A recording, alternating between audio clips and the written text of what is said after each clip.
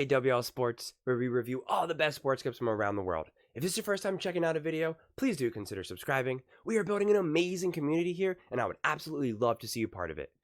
We're watching a clip of The Herd with Colin Cowherd. Now, these are short little clips that usually he plays, before he comes back after commercial. But I guess since he wasn't on air last week for like Thursday and Friday or whatever days it was, this is what they posted on, online. So I figured it would be fun to kind of break down these clips. It's kind of very short little clips. And this one's about, why Aaron Rodgers' future could soon look like Bill Belichick's. So let's take a listen. We know that he's a little anti-Aaron, especially on the more recent side. It's very easy to poke holes at someone who's not playing right now. But let's take a listen and see what he has to say, and then we can break it down from there. Bill Belichick is that Bill wants to win. He does. But on his terms now. Bill only wants to coach certain players. He won't relinquish personnel duties. That's not sacrifice. That's not collaborative. That's not all in on winning. That's actually selfish. Aaron Rodgers is very much the same thing. Aaron wants to win on his terms, but it's secondary to Aaron being comfortable. Here's the really interesting part to me. Rodgers and Nat Hackett's relationship is more frat bro than player coach. Aaron appreciates the free will to sort of operate the system as he sees fit. There is no confidence that Hackett has the ability by himself to run the offense. Aaron wants to win as long as he's comfortable, not pushed, not challenged, and it's with his frat buddy. This is why Bill Belichick couldn't get a job and why Aaron going forward, I've predicted, will be irrelevant. Lamar Jackson's crying on the field when he loses. Mahomes is pushed hard, often having verbal exchanges with Andy Reid. Being coached hard, being uncomfortable, growth. You've got to be able to sacrifice, collaborate, and win on terms that aren't always yours. You don't always get your way in this league. I didn't think they'd be a playoff team this year. I don't think they're a playoff team next year. You win upstairs first. Ugly. Sad. So, okay.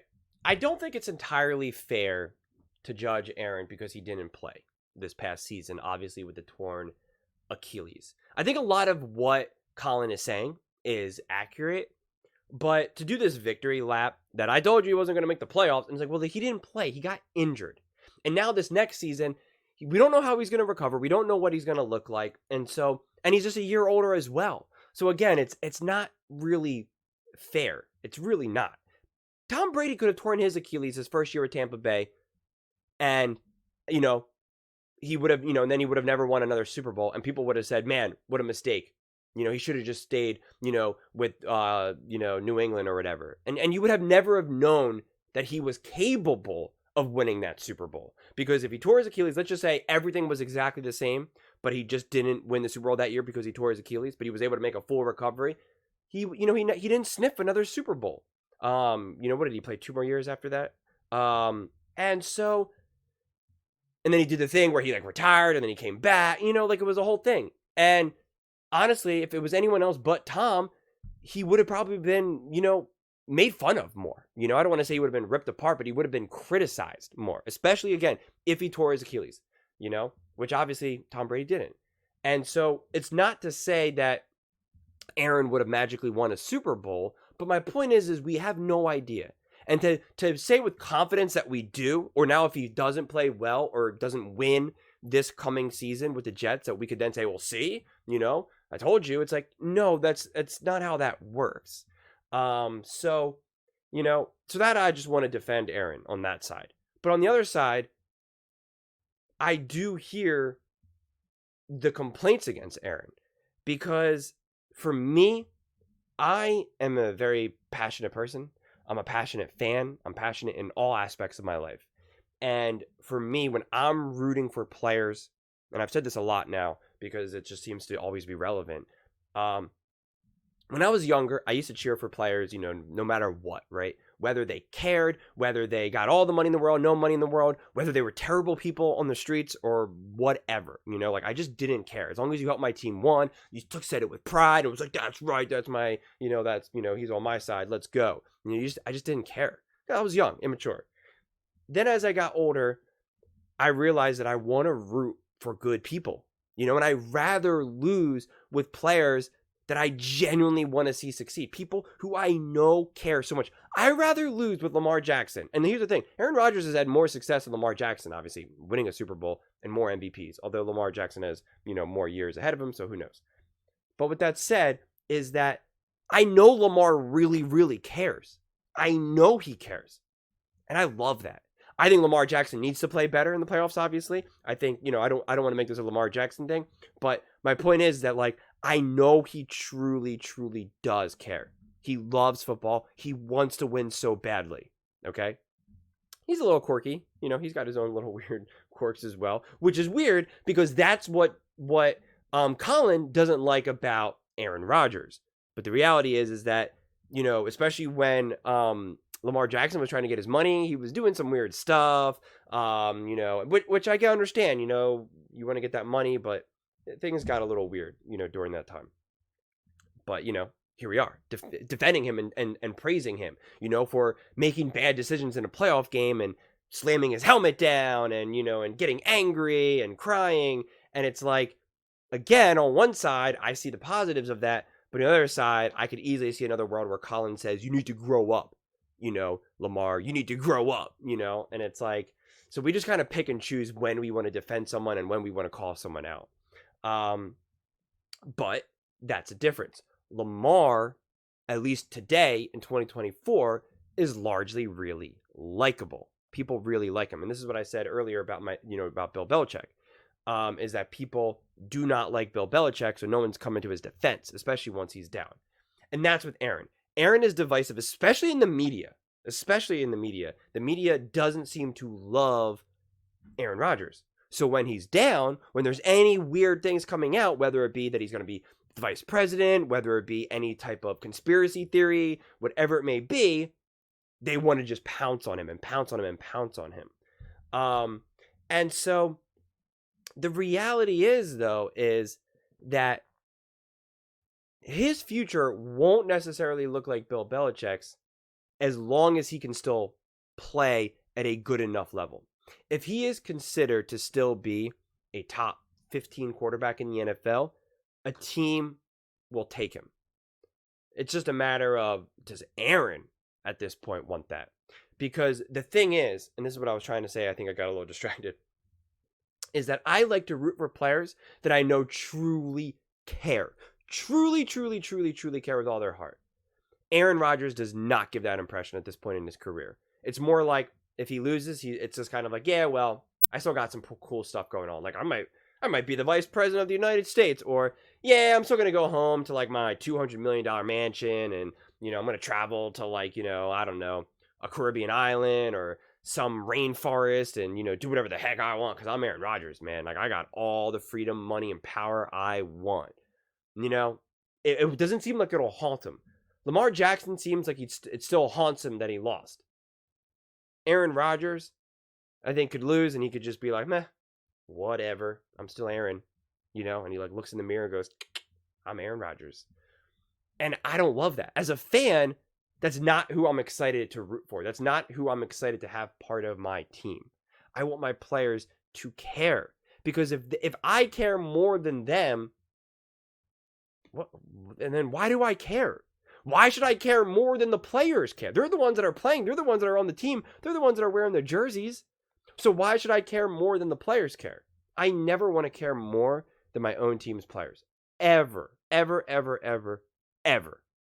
And that is all the vibes that Aaron can give a lot of times. On one side, he wants to come back so badly, and you're like, oh yeah, look at that.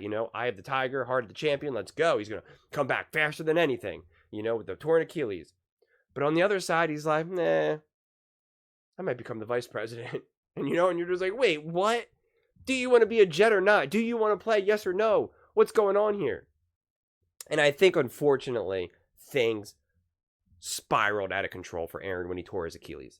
It was this big moment. If you remember the game, right? It was like, New York City, let's go, jets flying, over the skyline. It was this big, waving American flags and stuff. Like, it was like a big, big moment. And I think Aaron Rodgers would have played well. And that defense is really good. That team would have been competitive. The team almost beat the Super Bowl champions with a Zach Wilson, who's probably not even a second-string quarterback at this point, okay? So don't try to convince me that Aaron Rodgers wouldn't have done better. I mean, that's just Aaron Rodgers hate. Sure, if you want to say that Aaron Rodgers is not the same player, I get that. He would have been better than Zach Wilson. They would have won games. They easily could have gotten into the playoffs. No ifs, ands, or buts, especially with all the injuries that were going around that season. My God, everyone needed a quarterback last season. And again, they literally almost beat the Chiefs, the Super Bowl champions, and some would say that they actually did beat the Chiefs, but it was the refs, which doesn't even matter at this point. But it's just the fact that your team's going to be better with Aaron. It just is. So then what would have everyone been talking about now? How much more would have Aaron been engaged with? And that is the problem when you're injured. When you're injured, for those of you who maybe have not played competitive sports or have had the good fortune of not being injured, I've been injured many times. And when you're injured during the season, it's definitely different during the off season. I've had both. And during the season, what happens is everyone moves on without you. No matter how amazing you are, no matter how important you are to that team, you no longer matter because you're not on the field. Even if you have a clipboard, even if you have a headset, it doesn't matter. Even if you're giving speeches in the locker room, which doesn't always happen, depends on really who you are, you just don't matter. You're not the one who's out there, who's banging into the bodies, who's slamming into the grass, who's yelling at the refs, who's laying it all out there. You're not doing it right now. You're injured. You're on the sidelines. And sure, you're putting in the work in rehab, but everyone's going on without you. It reminds me of if you break up in a relationship, and let's say someone breaks up with you, and they move on, and you're all really sad still. You're all sad, and you're pining after them, and you're like, no, I want to get her back. Please, please, please. I want her back. I want her back. And it's like, your boy's like, yo, dude, I mean, she's dating someone right now. Like, I'm pretty sure they went to London together. They're going on a vacation together. Like, they're serious. And you're still like, no, I want her back. Maybe she'll come back. And it's like, she's legitimately sharing a bed with someone else right now, man. Like, I don't know what to tell you. That's what happens when you get injured in sports. And that's why he was so desperately trying to be like, I'm going to come back. I'm going to come back. I'll be back. I'll be back. But yeah, but when you're a team, when you're an organization, when you're a billion-dollar enterprise, you move on. And again, I will always use these examples because it's such a perfect example. Carson Wentz and the Philadelphia Eagles were first place. Carson Wentz was going to win the MVP, and I think he should have still won the MVP. He got injured, and it was like he never existed, okay? Nick Foles took over, had a few growing pains, initially, then led them, obviously, to the Super Bowl, and as soon as they hit the ground running, they hit the ground running, okay? They won in Minnesota, and they won the Super Bowl, and it was just like, Carson who? I mean, Nick Foles is the confetti's falling on him, and you can see Carson Wentz off to the side, and he said, next year, it's my turn. Nick just kind of laughs. But this year, Nick Foles is holding the Lombardi trophy and the MVP trophy. It was his moment. He's the one that wrote a book. He's the one that got the statue. Carson Wentz was the number 2 overall pick. He was the one that they were giving all the money to, the keys to the kingdom, the guy who was supposed to be the quarterback for the next 20 years. He was going to be the MVP. He was going to lead the Eagles to their first Super Bowl ever. He was worshipped. Every single fan had the jersey number 11, Wentz on the back. Let's go. And just like that, he was gone. Nothing. It was Carson who? In Nick Foles we trust. That's how it happens. So, if Zach Wilson was even just a semi-competent backup quarterback, if he was just Gardner Minshew, they would have moved on even easier. So that's what Aaron Rodgers hasn't seemed to accept yet. That he's only so important. And, maybe if he was 28 years old, and maybe if he could to this day, could still carry a team on his back, then maybe you have a little bit more wiggle room. But, outside of that, he's got to be careful. And the energy that he puts out of, being constantly divisive, constantly trying to challenge, being political. We can all have our political views. And this will be my last point. And I'm okay with that. I love political diversity. Go do your thing, share your opinions, all that type of stuff. But the problem is that when you're a quarterback, when you're supposed to be the leader of an organization, I do not care about your thoughts, views, and opinions on anything else but football. Does anyone know what Patrick Mahomes thinks about immigration? I have no idea, and I don't care. And you know what? He doesn't share it. Does anyone have any idea what Dak Prescott's view is on, universal health care? I have no idea. I've never heard it. But yet we can all say we know exactly how, Aaron Rodgers feels about every single topic out there. All his views. That's not what I want in my quarterback. You're willing to put up with it if he can win, if he's good enough, if he's consistent, if he shows up. But once you get injured, once you're no longer top 10, top 15 quarterback, you're like, I don't need it. I don't know if I need this. I'd rather have Kirk Cousins. 1, I know he cares. 2, I know he's going to show up every day. 3, I know the locker room's going to love him. 4, the fans are going to love him. And 5, I just like to be around him. I don't know if I like to be around you, Aaron. And that's how a lot of jobs get picked. Whether it's performance-based like sports, or whether it's, walking into an interview to get a job at, wherever. The grocery store, McDonald's, a big company, where you're wearing a suit and tie. It's, do I enjoy to be around you? Do I feel like you're being authentic and trustworthy? Will you hold my feet to the fire? Yes or no? And the problem is that I think Aaron ends up interviewing very poorly. So, at least at this point in his career. So, he is on thin ice. He is following potentially a Bill Belichick trajectory. It would be fascinating that if he, if he somehow got out of the contract with the Jets for whatever random reason, what teams would want him, right? Would the Falcons say we want Kirk Cousins over, Aaron Rodgers? I would say yes. Would Sean Payton say, hey, Aaron, come over here to Denver? Like, I don't know, honestly. My guess is yes. You get like one more chance. But after this, if he doesn't play big with the Jets, I don't see how another team's going to want him. And then he's going to end up retiring, on a bad team, not playing well, and then it's like, that's a sad way to kind of go out. But at the same time, he kind of, made his own bed with this one. But those are just my thoughts. I would absolutely love to hear yours, whether you agree with me or disagree with me. I read every single comment. So let's get into some discussions. Let's get into some fights. But ultimately, let's just have some fun. And please do consider subscribing. We are building an amazing community here, and I would absolutely love to see you part of it. I want to build something that we all genuinely feel connected to. Something that we're really excited to be part of, and I think we're well on our way to doing it.